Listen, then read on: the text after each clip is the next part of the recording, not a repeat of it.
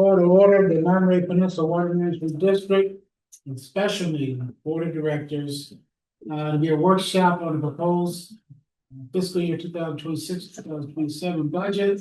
We're here at the district office. It's Monday, May 28th, 2026, 6 p.m. Roll call for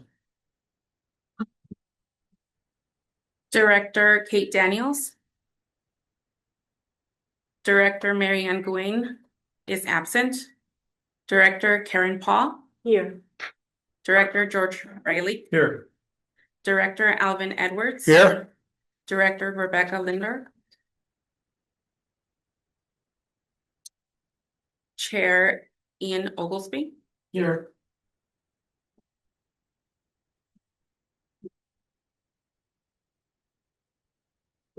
Mr. Chair, we do have a quorum. Thank you so much. I'd like for someone else to make it official. Anyway. Yeah. We're just. If I do it, then it's not official. All right, I would ask Director Paul to lead some pledge of allegiance if she would. Certainly. I pledge allegiance to the flag of the United States of America and to the republic for which it stands, one nation, under God, indivisible, with liberty and justice for all.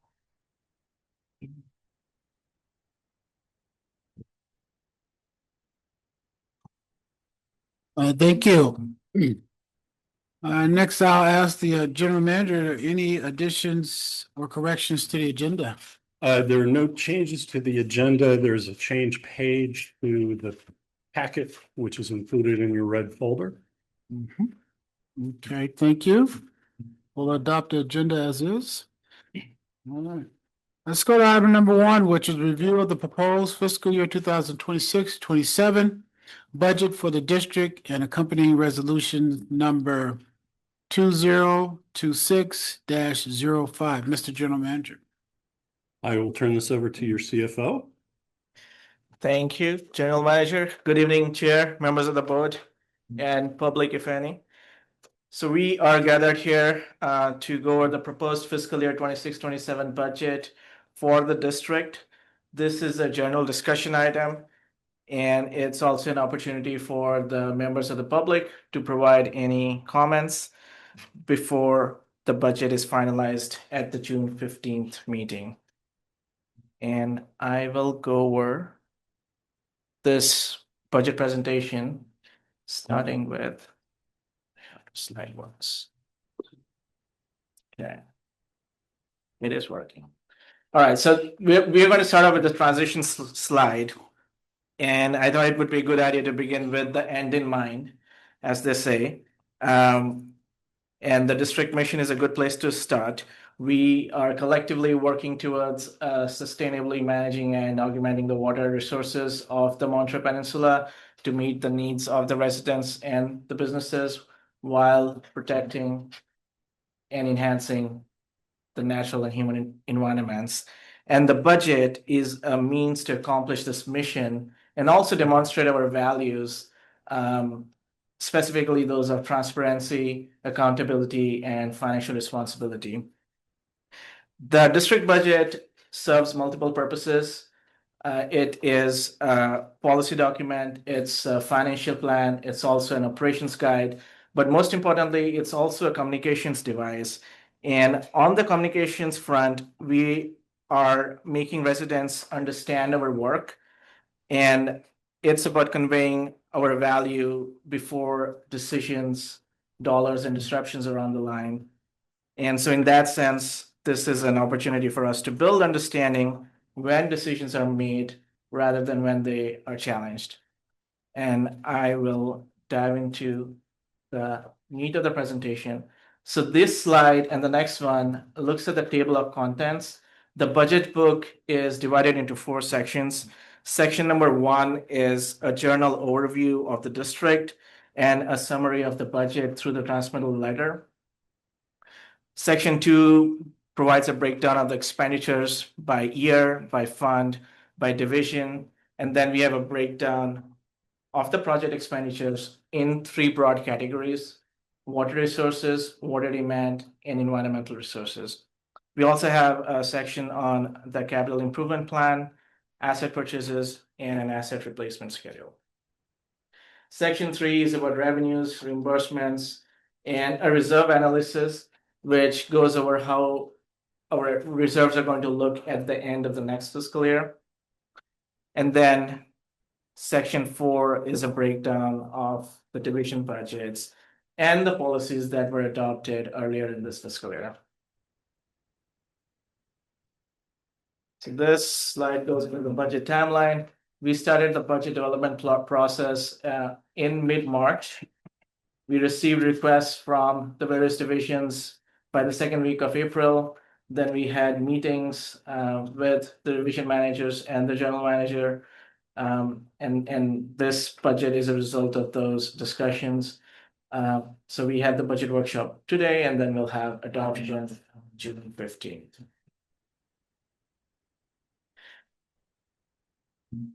In November of this fiscal year, we adopted a budget policy, and I won't go into the specifics of it, but one of the major guidelines is to adopt a balanced budget, which could also include the use of reserves for one-time expenses.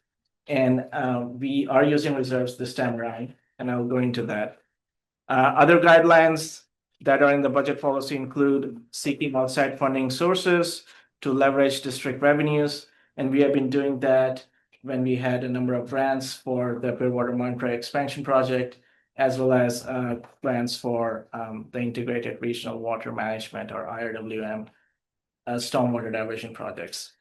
Other guidelines: fully recover service costs, invest in projects that meet the district's strategic priorities,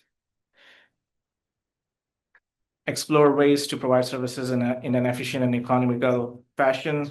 And then if there is a reduction in expenditure, then the guideline is to avoid any significant adverse effects on existing service levels and also minimize environmental impacts. So this time around, our budget is going down, but that's not impacting our operations. That's because of the capital projects are reduced, because some of the grants for the expansion project, they're coming to a close.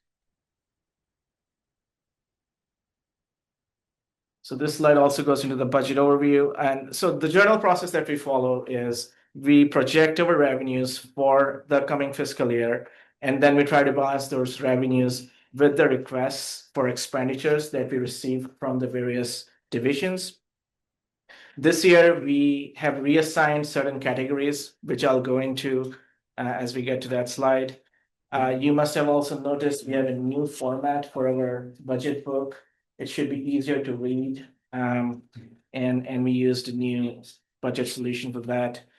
We are using reserves of up to 2.7 million, and these are mostly for capital purchases, including expenditure related to Measure J, and purchase of water for the drought reserve.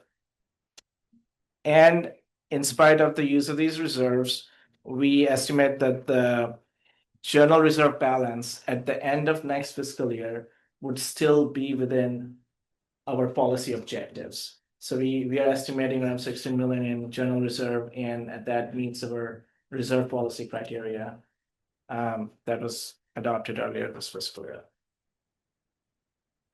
So the proposed budget for next fiscal year, 26-27, stands at about 39,437,000. That's a reduction of about 6.6% from the current revised mid-year budget. This assumes that we will be collecting revenues for the entire year, and these revenues include user fees, property tax revenue, and revenues from selling Pure Water Monterey to CalAm. We expect that there will be some adjustments during the year. The rate of purchase of water is probably going to go down, and we'll make those adjustments during the mid-year as we get further into the year. So this slide provides a breakdown of the main expenditure categories, and as you can see, more than half of our expenditures is just purchase of water. That's more than 21 million, followed by personnel expenditures, 16% of our overall budget. And then project expenditures at 12% and revenue or reimbursement projects at 9%. And we'll go further down as we go through this presentation. So that's a high-level view of our expenditures. And this slide provides a breakdown. So this slide actually compares the proposed budget with the current revised budget for the current year. And we are looking at 4 broad categories here: personnel, services and supplies, project expenditures, and reserve. So for the personnel expenditure, that's going up by close to 6%. And that's mostly driven by increases in CalPERS pension costs. They have been going up by 15% year over year. And that's the main driver under the personnel category. Services and supplies going up by 9%. And this is because we have reassigned the public outreach expenditure that was previously under the project expenditures budget to the services and supplies budget. Public outreach is an operational expense, and I think that the services category is the right place for it to be. And then the project expenditure going down by, 10%. And that's mostly because our 2 big grants for the Pure Water Monterey expansion project are coming to a close. So our project expenditure is going down. And then not much change in the reserves expenditure. That's going up by 15%, but in pure dollar terms, that's a very small fraction of the budget. So overall, our budget is down by 2.8 million compared to the year before. And that's a 6.6% decrease. Now we're going to go into the project expenditures. And in prior years, we have broken out our project expenditures into 3 main categories: water supply, environment, and water demand. This time around, we have added a new category called general. And this is all the wholesale activity that we are doing. And the expenditures that we're spending for Measure J related costs. Those are a big chunk of our budget, and those were previously in the first category, augmentation of water supply. Now this has a category of its own. So the first line that you see is going down just because it's broken down differently. The second category, environmental resources, that is also going down because we had the IRWM grants under environment. Now that has been moved to water supply, and I'll get to this in detail. And then the water demand budget is staying almost the same. There's a slight reduction because public outreach was part of water demand, and now it's under the general manager's budget. So this is a visual. I like visuals. So there'll be like a couple of circles here, but the red circle is where we have all the ASR, aquifer storage and recovery injection wells, as well as the Pure Water Monterey injection wells. The blue is where we have the IRWM grants, and then the green is where we have the Weir and the Sleepy Hollow facility. So that's where most of our big projects are. And now we're going to go into the details here. So starting with water supply. So there are 4 main subcategories here. The big one is aquifer storage and recovery. We plan to spend around 750,000 here. And most of this is towards operation and maintenance of the ASR facility. That's 450,000. We also have budgeted about 300,000 for Santa Margarita site work. And then we have new projects that include some combination of increasing the injection capacity and then getting the water rights. And then there's some funding for stormwater diversion projects. That's another 475,000. So together under ASR, that's 750,000. We have also budgeted about 230,000 for the Seaside Basin Water Master. And this includes, John can speak to this better, but this includes a budget for implementation of monitoring and maintenance of the Seaside Plan, which is a court adopted document, as well as the hydrological model for Seaside. And then, John, feel free to chime in if you have more details here. But I'm going to go over the high level overview. And then hydrological, this is a big category. This time around, we have a budget, or we are budgeting around 800,000 for redrilling of 3 Seaside wells. And so this category was previously also under environmental resources, but now has been moved to water supply. And then the IRWM grants, these were also under environmental resources. This 2.5 million is now under water supply. So that's the water supply budget. Moving on to demand. Water distribution permitting. Now this is a much smaller budget compared to the previous one. 57,000 for permitting, 100,000 for demand management, and that is deed restriction, CCAR compliance, and legal review. That's what the 100,000 is.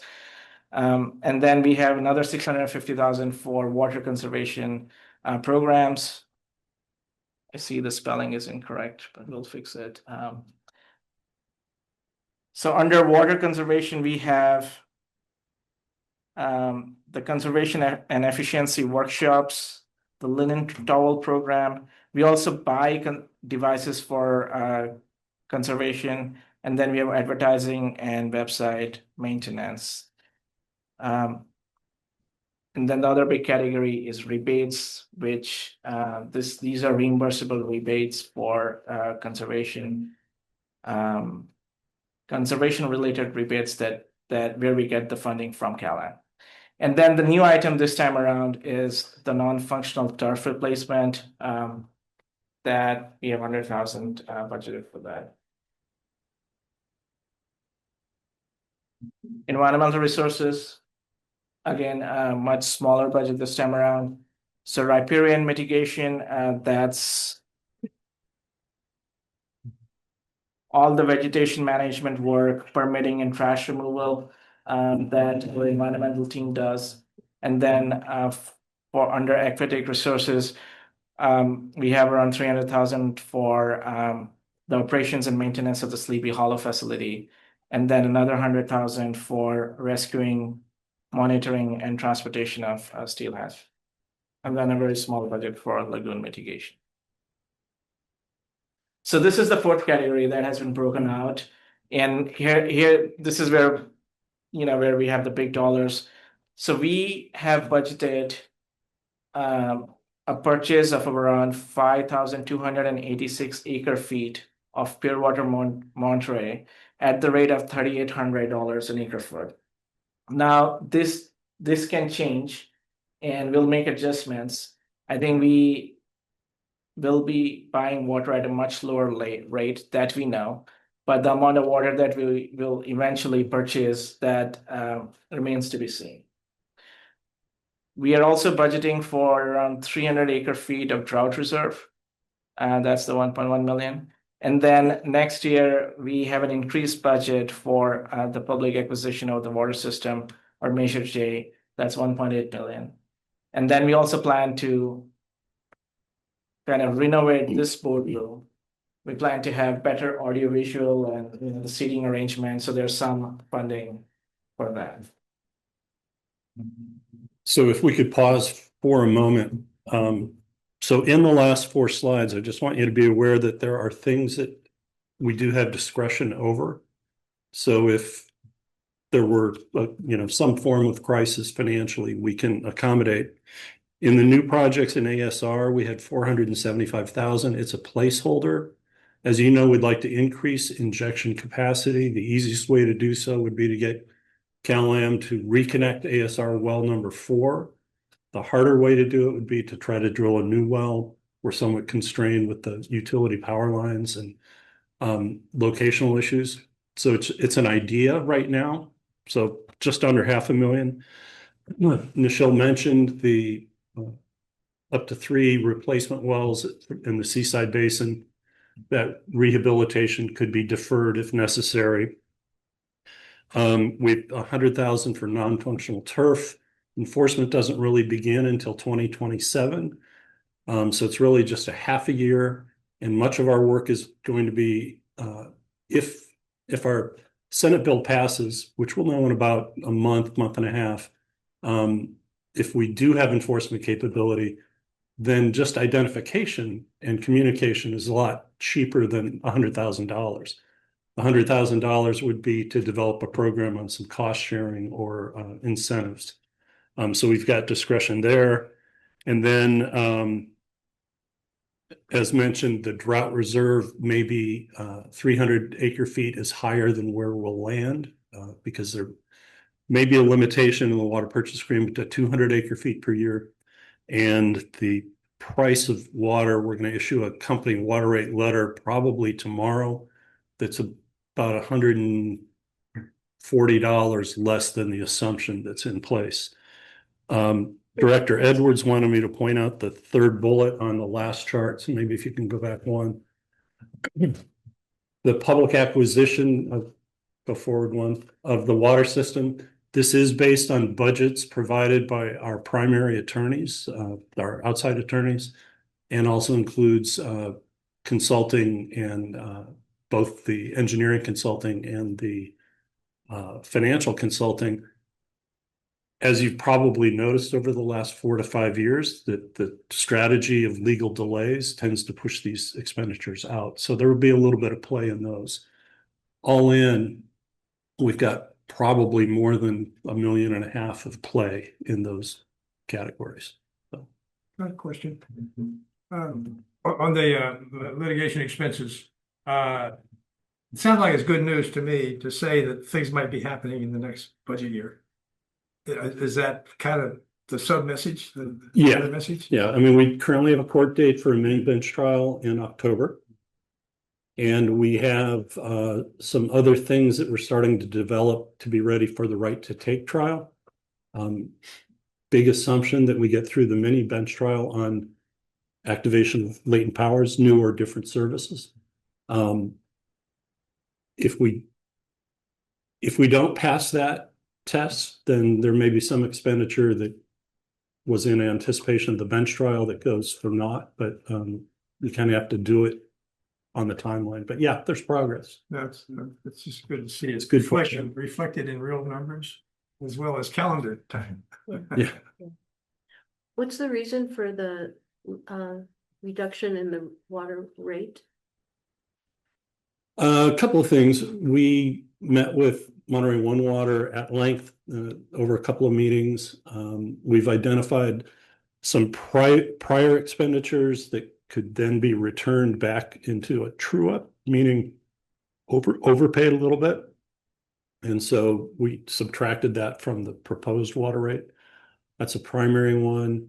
Also the economies of scale really, so adding the expansion, your denominator got quite a bit bigger, but you didn't have to scale up staff and building size and things like that. Yeah. Good. That's good. Dave, going back to ASR, that 500,000 or 475, yeah. Is that for us to replumb that well, to turn that around? And if we do, is it ours or is it Cal-Am? It's Cal-Am's. They've been depreciating it as a used and useful asset, which begs a different question because it's not being used for injection. Right. Yeah. Or extraction. Yeah. But it's got a nice treatment plant that's also not being used. It's being leased on an annual basis. So that needs to be cleaned up, but it's clearly a Cal-Am asset. Okay. But if they decide to let us have it or let us fix it for them, we're going to use it and put some kind of language in there that you can't revert this back into when you come up with emergency. I hope the board don't. Well, and that would be the goal if we spend our money to replumb that well. If we decide to drill a new well, then this would just be design and preliminary, we'd have to come back for a budget adjustment upward to do a new well. Okay, and my next question for you is this.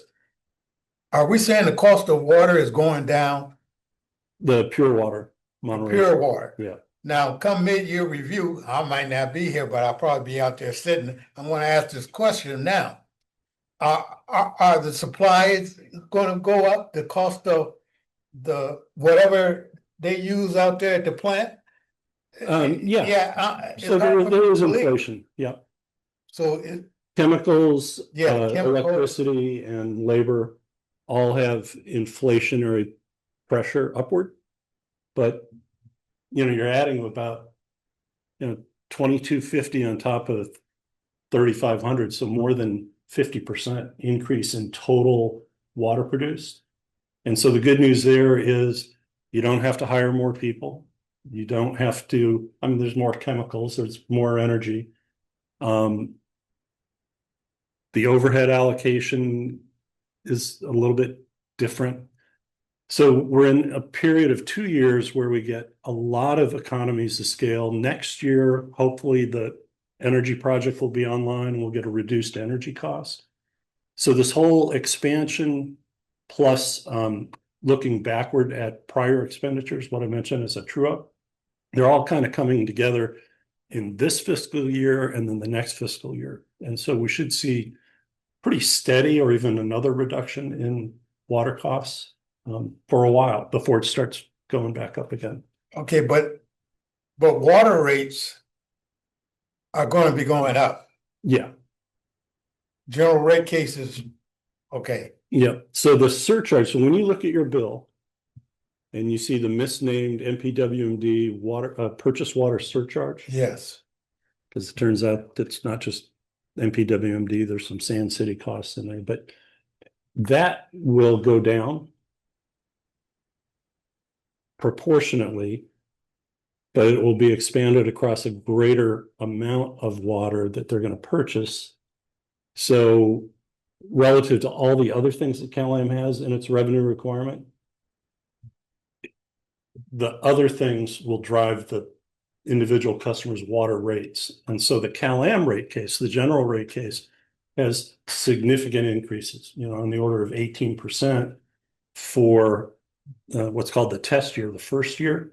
It's a big catch-up year. So the first year, which would be next calendar year, you'll see a significant jump in the rates, and that's due to all the other CalAm expenditures. But the purchase water cost is not going to be a driver of that. All right. Thank you. So I made the energy project you mentioned is the one jointly with the waste management? Correct. Yeah. Yeah. So that will lower the energy costs. It's supposed to. It's supposed to. The original agreement in terms was a specific discount to the PG&E U20 rate or whatever the large customer rate is.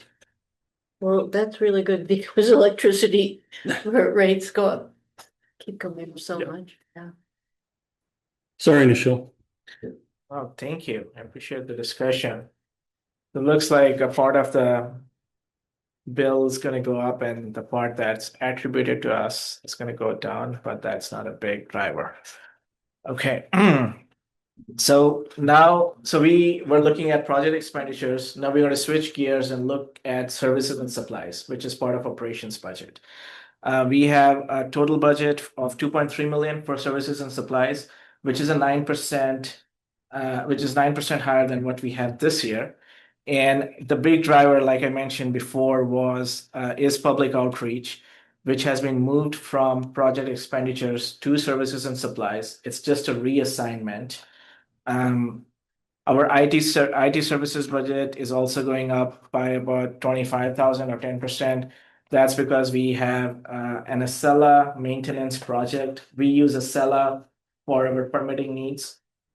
And so we needed to kind of reconfigure that the Acela system a little bit for some of our reporting needs. So that's the increase there. And then bank charges and office supplies, they're both going down. And that's because this year we had put in extra funds for the administration of the water supply charge. And so that's going away, and both these bank charges and office supplies are going back to as they were before.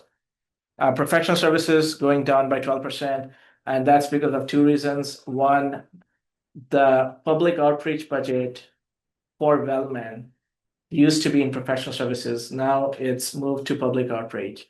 And then second, we have a new financial auditor.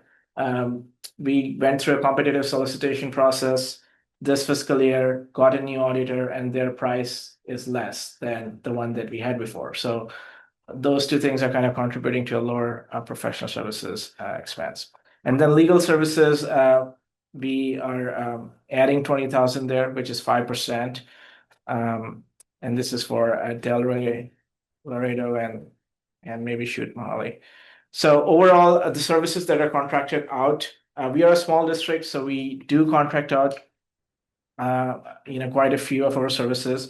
And so the big ones are legislative services through TGF and the Ferguson Group, public outreach through Wellman, legal services through Laredo, information technology through Devera, geography GIS systems through Links Technologies, and then audit services through the Poon Group. And let's pause one more time because Director Edwards asked me about legal services. So the acquisition of the water system includes almost all of our outside counsel work. The 420,000 that you see here includes DeLay and Laredo. There's a little bit of Polentano, Highsmith, and Watley, which is our kind of outside counsel for Measure J issues, in this case, the MPTA taxpayer lawsuit. And there's just some follow-up hours to close out that refund to the ratepayers that are included in there. Shoot Mahali only has work related to Measure J, so it's in the other side. So we don't anticipate a lot of outside legal service. We've been carrying 400,000 in the budget for, I don't know, 7 years running, 8 years, 10 years. And it's been pretty close to the right number. So. Yeah, our legal services budget has stayed the same for several years. But, And excuse me, when is Mr. Laredo and them contract up for rewriting or whatever? 2 more years? I believe we have one more year. Okay, so that's why you didn't add in. Okay, good. All right, go ahead. Thank you. and I meant Colintala, not Shoot Mahali. So Yeah, thanks for the exactly. correction. All right, fixed assets. This isn't a big chunk of our budget, but like I mentioned before, we plan to upgrade this conference room. We haven't received our 2 SUVs yet. We hope to get them in September. So that's the vehicle replacement budget.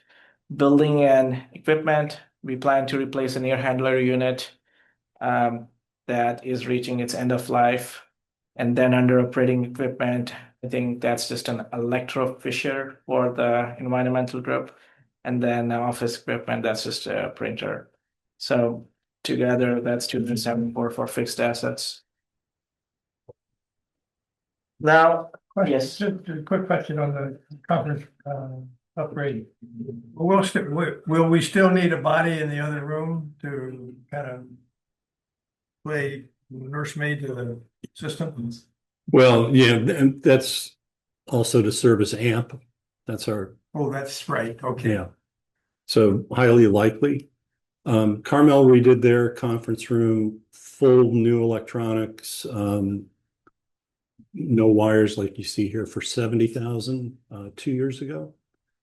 We're looking into whether to create a permanent dais similar to what Monterey One Water has.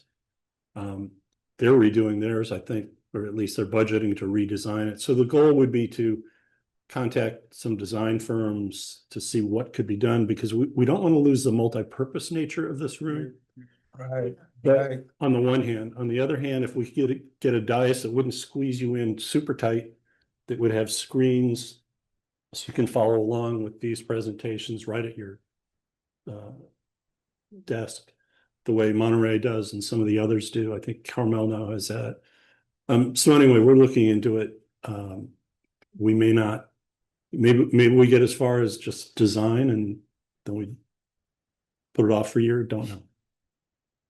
Well, the multi-purpose use seems like I mean, do you use it for staff meetings and? We do, Yeah. and we run a big square, all these kind of tables, and it really goes from about where Sandra is to this corner back to where you are. So we would lose some of that.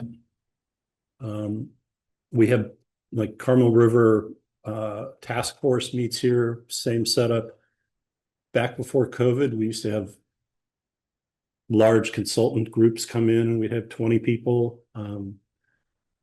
We've had meetings with when we in 2015 and 16, when we put together the Pure Water Project, we would have probably 22 attendees of electeds and staffers and so forth. So we want to be able to continue to do that, but it might be nice to get better technology and make it a little nicer.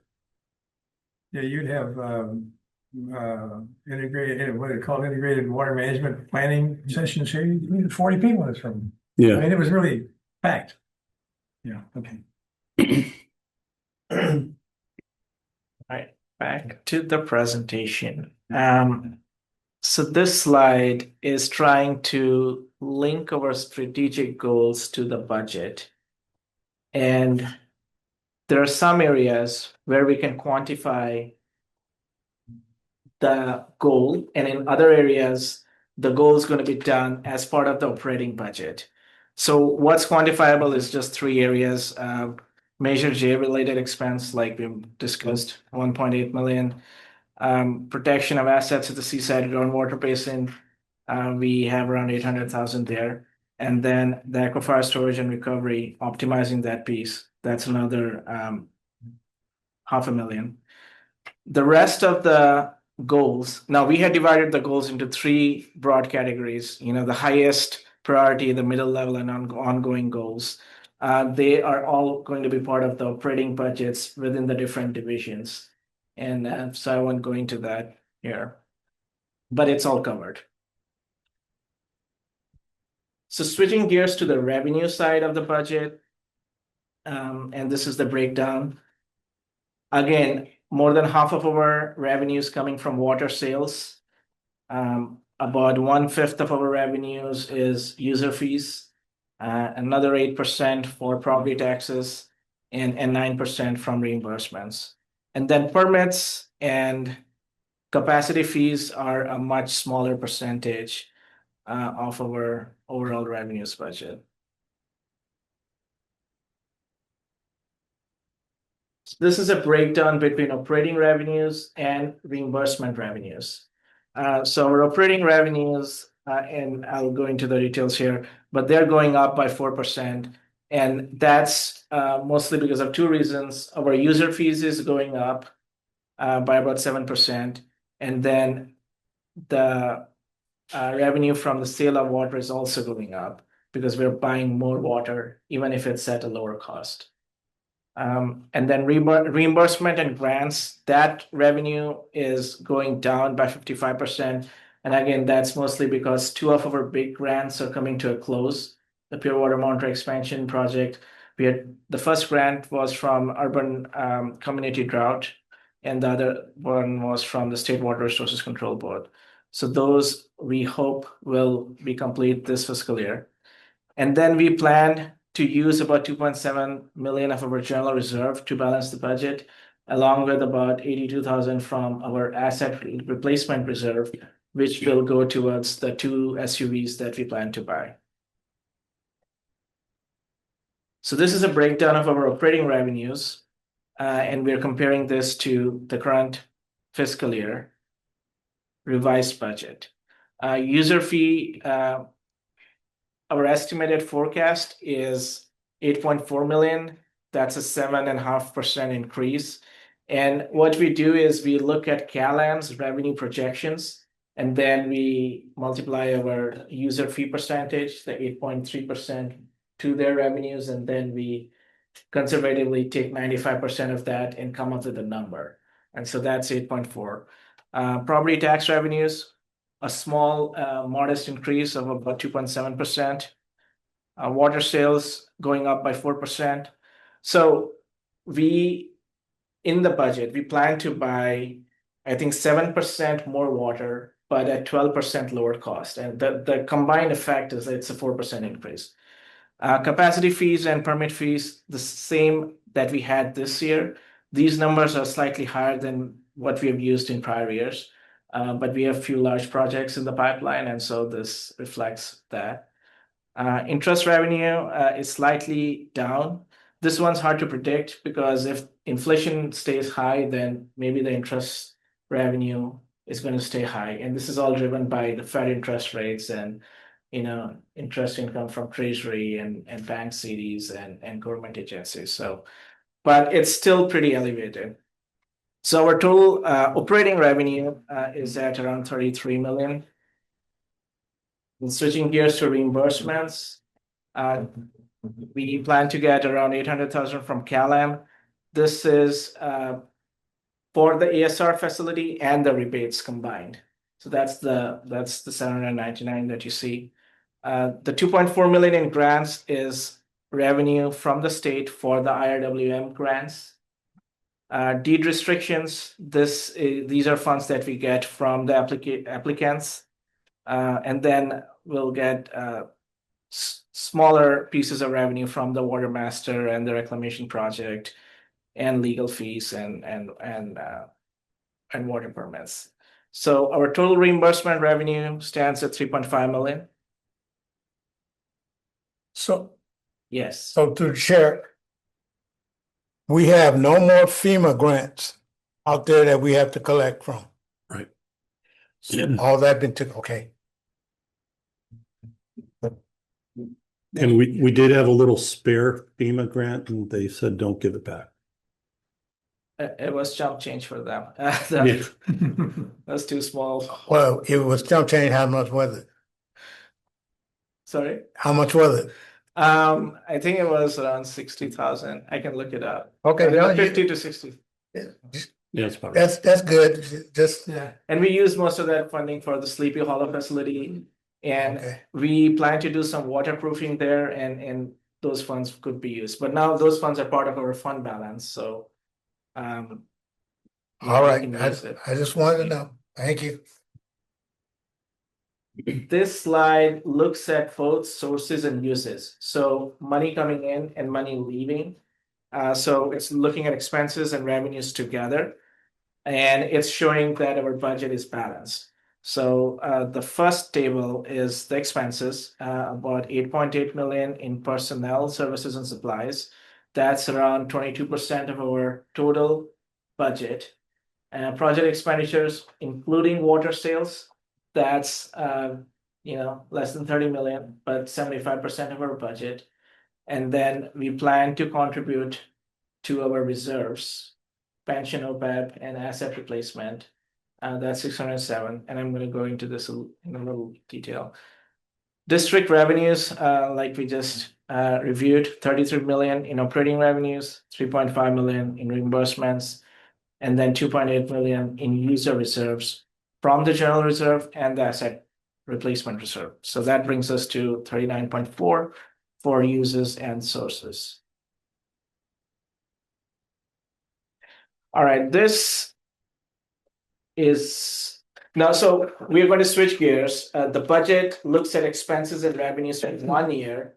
And here we are looking at the expenditures across the last 10 years, projecting them out till 2028. And the reason we have this slide is because I think there was some interest within the FSC committee members or maybe the board members to know the impact of the reduction in water supply charge and what's going to happen to our revenues going forward. And what you see here is revenues going back to 2016, going back to 10 years, and then a projection till 2028. So if you look at 2024, by the way, the red is the user fees and the green is the water supply revenue. So all the revenues are shown within one bar for each fiscal year. And going back to 2016, you can see that the water supply charge was a big chunk of our revenues, this green right here. But then as we come to 2023, that percentage has shrunk. And the rate of increase of user fees should compensate for the loss in the water supply charge by 2028. And another way to look at it is, I was thinking about this, like how to best present this. Let's look at, if you look at our revenue streams at 3 different points in time. 2016, 10 years back, 2023, which is 1 year before the water supply charge went away, and then 2028. And then just look at the composition of revenues in these different years. I think it will give us a better picture. So our revenues in 2016 were less than 6 million. And you can see the green, which is the water supply charge, was about 57% of our total revenues. In 2023, our revenues are at 13 million, and that water supply charge is about a quarter of our revenues. And by 2028, this is projecting how the user fees are increasing. The green goes away, the water supply charge goes away, and it's, the user fee has basically compensated for that loss. And revenues are back to almost where they were in 2023. So I hope that gives a good idea. And our user fees have been increasing at the rate of 9 to 10% in the last 2 years. Moving forward, this scenario is just projecting growth at the rate of 4 to 6%. So a muted increase. But even with that, we are in a financially sustainable position. So I thought it would be a good piece of information to show as part of this presentation. Yeah, go back to your bar chart just to give you some historical information. So in 2011 was when the Public Utilities Commission terminated the collection of the user fee. And so in 2012 was the implementation of the water supply charge. So that's why the green came into existence. We sued the Public Utilities Commission at the Supreme Court. We won, and they were instructed to reinstate the user fee. I think it was 2015, but it took us 2 years to actually have it reinstated. And that's why it shows up again in 2017. And then we lost the lawsuit, as you're well aware, on the water supply charge. We would have collected both for a period of time going forward until we had absorbed all of these water supply project costs, ASR, the treatment facility, Pure Water Monterey. And our intent was to repay the funds that we borrowed from ourselves for those projects. We still have not repaid ourselves, but we've kind of said, see you later to those repayments. So chances are this will bear true or even quicker because we've been, our user fee follows the CalAM rate increases, and we've been seeing some pretty significant rate increases. And if in fact a desalination plant comes online at some point in 2029 or 2030, then our user fee would shoot through the roof because the revenue requirement for CalAM would also go up about 40 to 60%. So the property tax revenue is not going up all that much. Huh? Surprisingly, due to home sales and revaluations there, and it's growing faster than the 2% cap. So we do see pretty significant increases. This will be the first year that we're over 3 million in receipts.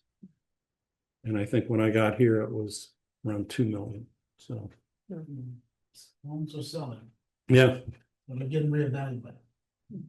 Yeah, that's through the chair. I'm glad to see a long-range picture of where we've been, you know, the road to current and what you're projecting for the next couple of years. I'm just glad to see this. It just helps clarify. Otherwise, you gotta remember some of this stuff. And it's nice to see it. I agree. It's good to have that background and presented visually. There was also the loan, right, that the district took out. Wasn't that the impetus for that, the loss of the water supply charge, or was that? no, well, yes, we did take, it was originally the Rabobank loan. Yeah. Yeah, so part of that was, we had borrowed from our reserves to pay for the ASR project. And then we did actually pass, using Prop 218, a little portion of our 8.32% to repay ASR. That was 1.2% of the 8.325. That wasn't enough to actually do the projects. You know, we had the very expensive treatment building, the expansion of the wash basin and so forth. So we took that original part of the 4 million and we replenished what we had spent on ASR to date. So we did repay ourselves. Then, of course, we use that repayment in our general reserves to pay for more water supply projects. But yeah, that was the impetus for taking that Rabobank loan, which is, I don't know where we stand on that. Is it? We It's paid it paid off. off. Yeah, we paid it off. 2023. Yeah. Yeah. I think the last payment was 2.8 million. Yeah, that would show up as debt expense on the expenditure side. And we are in a good position to actually have zero debt at this point. Which is actually a good segue for the next slide. Future obligations and commitments. So even though we don't have debt, we have some outstanding obligations. The two big ones are the CalPERS pension unfunded accrued liability, as it's called, or the pension obligation that stands at about 7.5 million. The retiree medical obligation is less than 5 million. And we also plan to buy 1,000 acre feet for the drought reserve. And that's a placeholder number for 3.8 million. And I think what's not here is replacement of our capital and facilities, because we do set aside funding through the asset replacement reserve. But so there's a number there, but that obligation isn't defined. I think what we do is we just look at the total amount of depreciation per year and set aside that as a reserve to replace for those assets. Also, what's not here is any legal or litigation related expenses, because that's unknown and it's hard to quantify.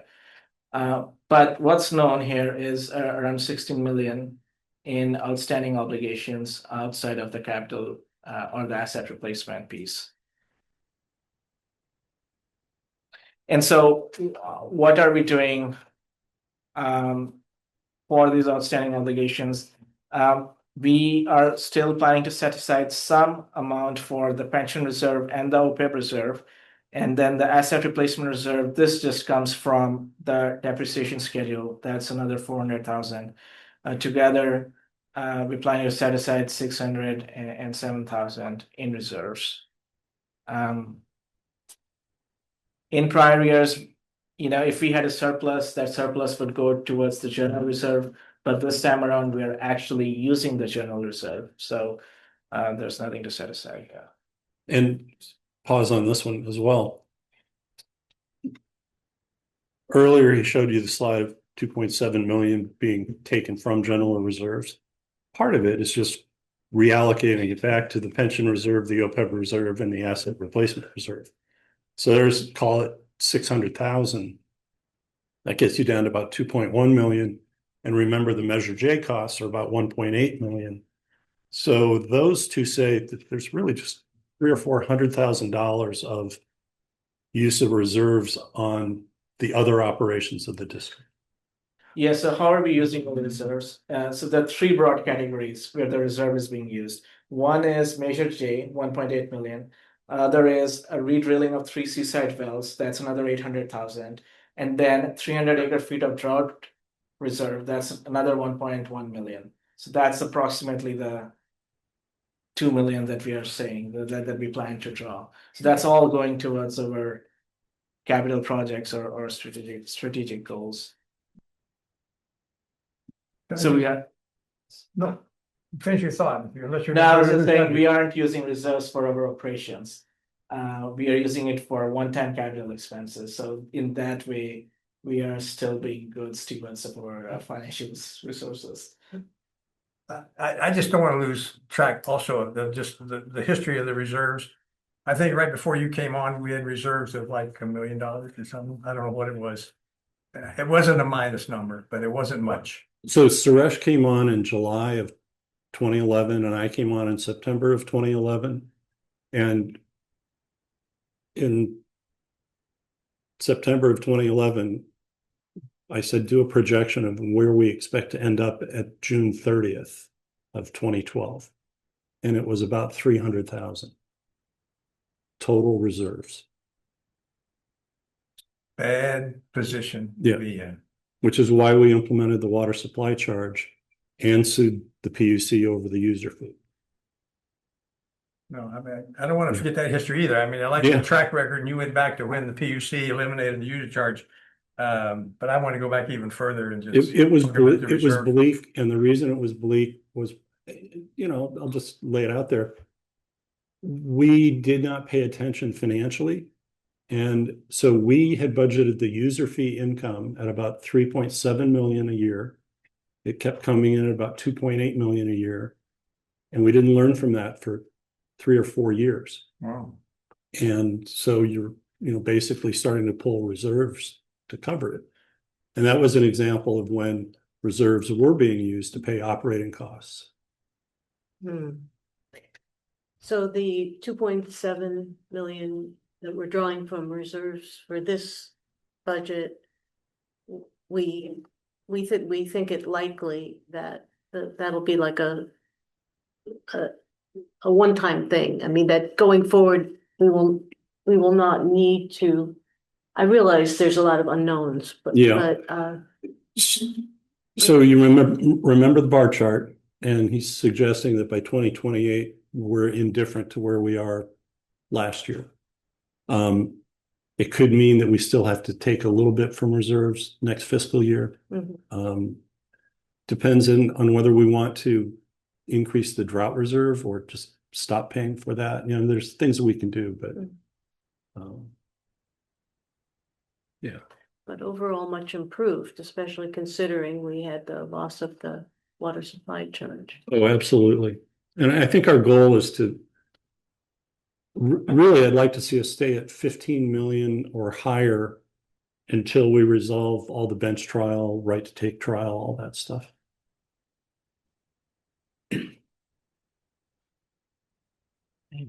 It's important. It's important to have a policy that we strive for and to reach it, and also to expect that we have flexibility because we have a pretty strong reserve fund. Yes, very important. I want to say I appreciate the slide that links the expenditures to the priorities, the strategic priorities.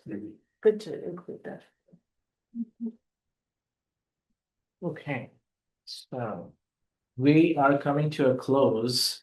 Actually, this might have been the very last slide. So this provides a picture of our reserves. Our estimated projection for the end of the current fiscal year and then the end of next fiscal year. And as you can see here, at the end of next fiscal year, our reserves are going down by 2.5 million or so. So they will be at around 21.4 million. Of course, this is a projection. Revenues could come in higher, expenditures could come in lower, in which case our ending position could be much better. But there are 3 different kinds of reserves. One is in the bank, and that's like the first table. And then there are some reserves that are in the ground, which is the second table. And there we have the Pure Water Monterey Reserve, which is also on our books. So we have 7.9 million or almost 8 million on our books. This is water that has been injected into the ground. And then we have ESR storage, which is not on our books, but it's still water in the ground. It's a reserve that can be used. We don't own it because it's jointly owned by with CalAm, and so but that water reserve is available. And Yeah, and I'll probably actually, speak to this. yeah, the acre feet amount is in the 2027 column. So likely ASR storage will go up because we'll have another winter under our belts by then. You know, we did 916 acre feet this year, 716 last year. And that's with the restrictions on the amount of injection capacity. The 5308 actually rounds up to 5309. And, you know, let's assume we get another 1,000 or somewhere between 500 and 1,000 next year. So all of that is looking good. The Pure Water Monterey Reserve, the operating reserve requirement is going to be, well, it's 2,875 acre feet, and we're going to hit that at the end of this month, so in 3 days. And then we hope to take about another 122 acre feet into the drought reserve, possibly this month. And if not, a full 200 before the end of the fiscal year. And then next year, another 200. So 2,875 plus 200 plus 200 is 3,275. And then we'll make a decision whether we want a third 200, a fourth 200, and a fifth 200 in the drought reserve, if we can afford it. I just want to say that I'm glad to see the water reserves presented in the format that it is. The Admin Finance Committee was recommending that we show water reserves in some fashion, and you've done a nice job. I'm glad to see. Well, assuming we take over CalAm's system, first thing we're going to do is renegotiate the water purchase agreement to reduce the operating reserve requirement, and then we can monetize some of that water sitting in the ground and use it for operations. Because it's a full 6 months of reserve. And for the plant to get interrupted for 6 months would be force majeure, an act of God type of thing. So we don't need an operating reserve for that. So it's a lot of money stored in the ground. Something to think about. Question about the ASR water, which doesn't have a price tag attached to it. If and when it is produced to meet demand, there's not a pass-through charge to the ratepayer the way there is for pure water money. Is that right? There will be some operating expense because, you know, CalAm has to lift it, so there's electricity, and treat it, so there's some chemicals. Yeah. Okay. So is it a timetable? I know we're dealing with CalAm. Is it a timetable on ASR 4 to convert it back? Do we have we need to come up with a table that telling us that, okay, we want to get here because now is the time to do it. So it can be ready for next season. Yeah, there's been staff level discussion, kind of feet on the ground, but we don't have a plan yet.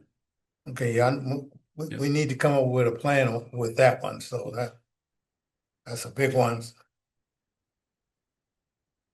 But optimization, it would, if you come up with something that seems feasible and reasonable cost, could be done within what, a couple of years? Yeah. Oh yeah. Yeah, so this slide was a result of Director Riley's request, and we try to present that information in one slide. And overall, our reserve situation looks very robust, and we, you know, that like it was said, gives us the flexibility, the operating flexibility at this point to, you know, take on the projects that we have lined up. I think that brings us to a close. So there's no formal action at this meeting. Other than discussion and any comments that we might receive. We'll get ready to finalize it in the next board meeting. Okay, we're gonna get a little bit more formal as we close down here. Right? You guys had a lot of discussion, a lot of talking.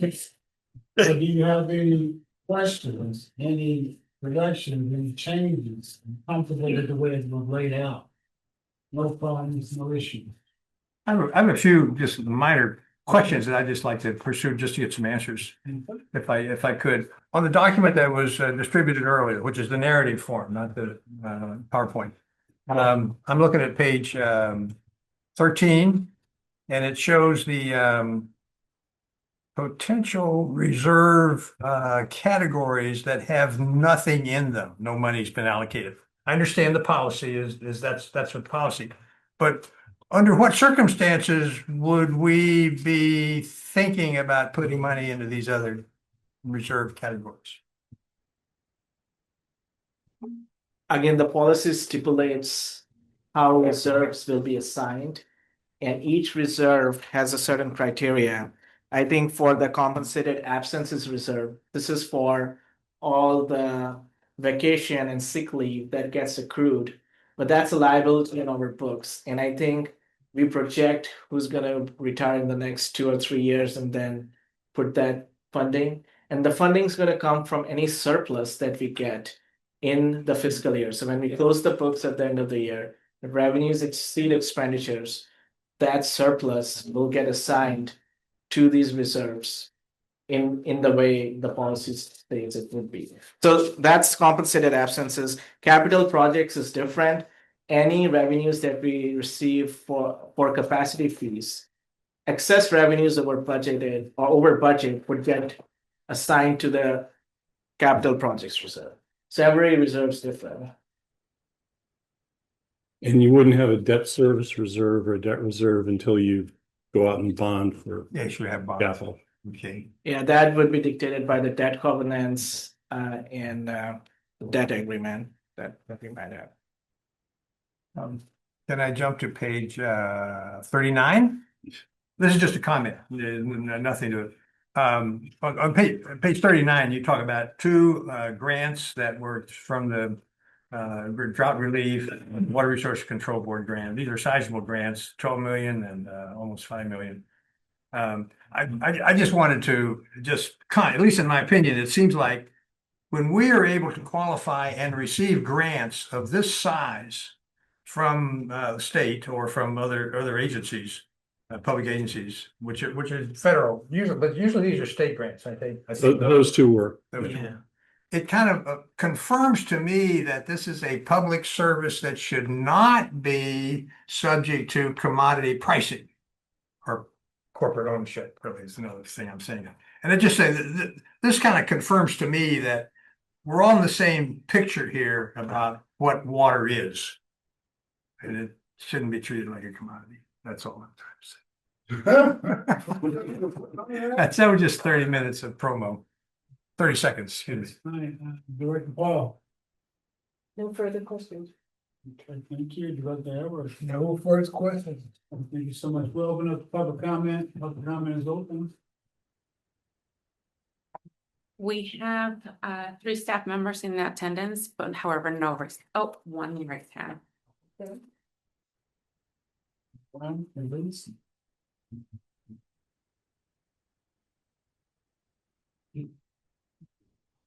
Hi, it's Marianne. I just wanted you to know that I had a late change of plans and so I was not able to become a panelist, but I have enjoyed this riveting presentation from the standpoint of a member of the public, and it's been very clear. And thank you very much.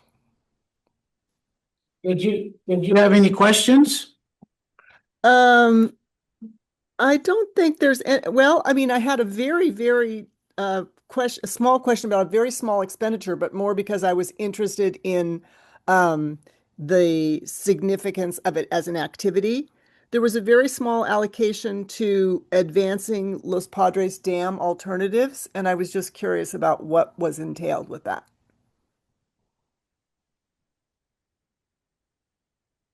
Is that a John question? That'd be a Thomas question, but I think I put it in there as a placeholder. Because we don't want to. One of the worst things you can do is spend a ton of money on a report and then just put it on a shelf. And there have been 4 ongoing studies related to Los Padres Dam. 2 of them I think are now complete. And there's no actual work required that we budgeted this small sum for. But in case something bubbles up to continue the progress, we're kind of stuck with 2 alternatives at this point, which is either dam removal or leave the dam in place and then do fish passage. Because there's no sediment management program, eventually the second scenario would result in a dam that's sedimented in. But it would defer the 100 million, the 200 million to 20, 25, 30 years from now. So there's reasons to beat up it. But anyway, it was just simply a placeholder to say if there's additional studies or additional work that has to be done, let's not forget about it. Let's budget for it. Marion, did you have anything else? You had any comments? No No. further comments. Thank you. You're comfortable with the budget? Yes, I am. Looks great. Okay. And we'll all have another opportunity to have concerns. This is not the last opportunity. Right, Mr. right. Chairman, So hold on a second. Okay, if that's done, then I'll close public comment. Bring it back to the board, Mr. General Manager. I just want to encourage you to, if you spend your weekend going back over any of this material, feel free to email us any questions or suggestions, because we've got some time to incorporate it for the 15th.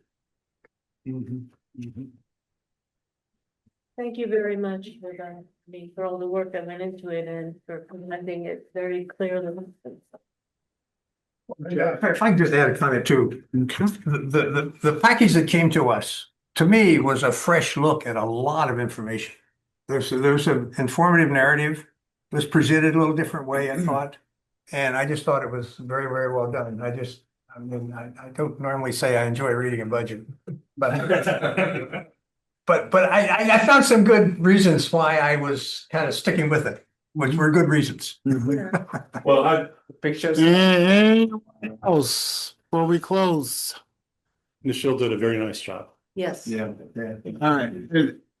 And right, anybody else want to say anything before we close? You want to say anything? You want to say anything?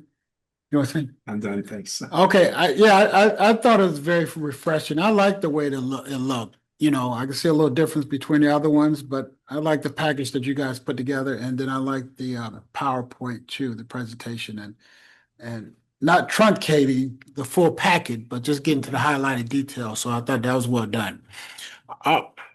Anybody else?